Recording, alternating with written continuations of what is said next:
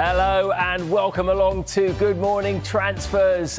Things are really starting to ramp up. We are just 2 days away now from the new Premier League season, and champions Liverpool are far from done in the market. 2 defenders could join, and the Alexander Isak situation is still bubbling away. We have got loads to discuss in the next hour.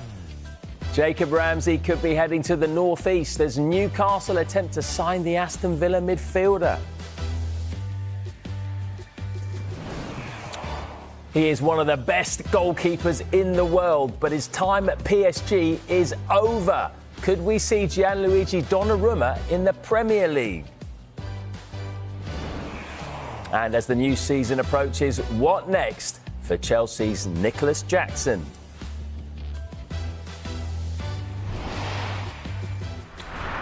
Good morning to you all at home, and also to the former Newcastle and Bournemouth midfielder Dan Gosling, and to James Green. Dan, your debut was so strong, mate. You're straight back into the first team. Back, yeah, good to have you on board, mate, again. Right, let's start with the significant developments around the future of Marc Guehi. Crystal Palace have slashed their asking price for their captain to around about £40 million, with Liverpool in talks to sign the Palace captain and defender.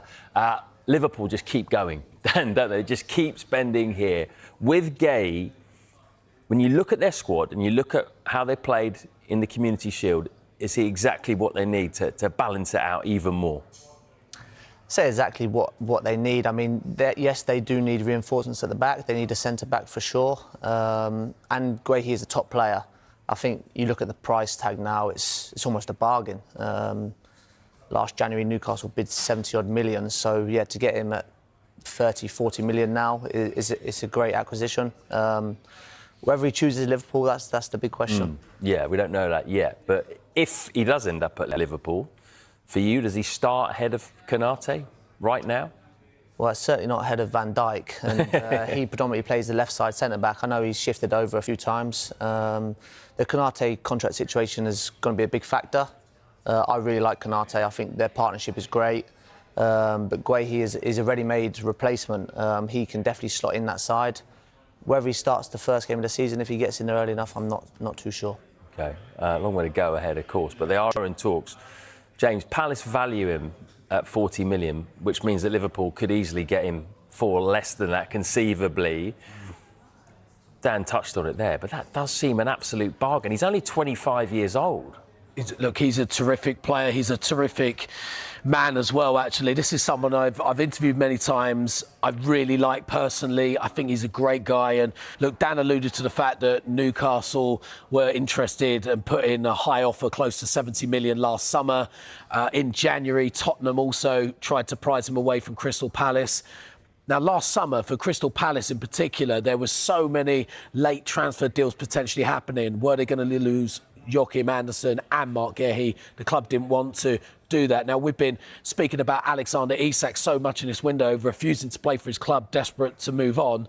Marc Guehi never acted like that at all. He was in the training ground every day. He was captain first game of last season, continued that role throughout, was highly successful for Crystal Palace. He's a great young lad. Remember, he moved from Chelsea to Crystal Palace at just the age of, 21 in 2021. A surprising move at the time to move away from a Champions League club like Chelsea to play for Crystal Palace. But that's the intelligence and street smarts of this young man. He had his feet on the ground, knew where he wanted to go, set his sights on playing for England, which he's established himself now, England's first choice centre-back. It is a bargain, but this is the right time. Steve Parish said it, didn't he, in his comments over the weekend. We can't let a player run down his contract to the end and go for free. We can't do it. So this seems like it's going to happen. And because it's 1 year left, that's why the deal's so cheap. OK, let's play a bit of fantasy football, shall we? Because we all like playing a bit of that. Let's have a look at the potential 11 that Liverpool could field if they get Marc Guehi and Alexander Isak. So we put Guehi in there ahead of Konate for now. As you'd expect, I guess, with the midfield. And then that front three is just absolutely terrifying, isn't it? Salah, Isak, Ekitike. Pick the bones out of that, Dan. Well, I'm sure Konate is going to have something to say about it, first and foremost. Hope he's not watching, yeah. Yeah, that's the thing with that situation. Konate is not going to be happy on the bench for 12 months. He's in a World Cup year himself. He's going to want to play. Guehi again is in a World Cup year, going to want to play, and arguably could start for England next year. But if you go to Liverpool now, I just don't know whether you're going to get 40 games under your belt. I understand Palace point of view. They're going to want to sell, get some money in.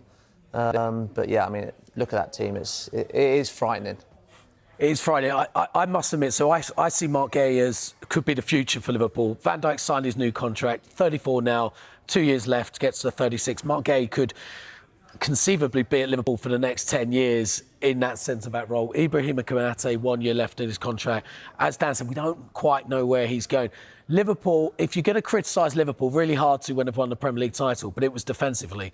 Now, despite that partnership at the back, how strong actually fundamentally was it? I'm not convinced. I think Marc Guehi offers something different to what Van Dijk and Konate offer, and I think it might balance quite well alongside Van Dijk. But one thing I would mention, they've got a new left back, they've got a new right back. Having a new centre back is a completely almost different back line. That can sometimes take a bit of time to gel.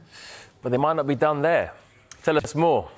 No, they might not be. And look, all clubs are looking ahead at the future. They can't just stand in the present. They have to look at what's ahead and what talent is out there. And Liverpool are interested in Parma's teenage centre-back, Giovanni Leone. He's just 18 years old. Parma could be open to selling him. But the figure we're talking about, Bere's 18, £26 million plus bonuses. Now, this deal for Leone is not linked with Marc Guehi. So even if they get Marc Guehi, they will still look to bring in this young centre-back. He established himself in the first team at Parma last season in Serie A.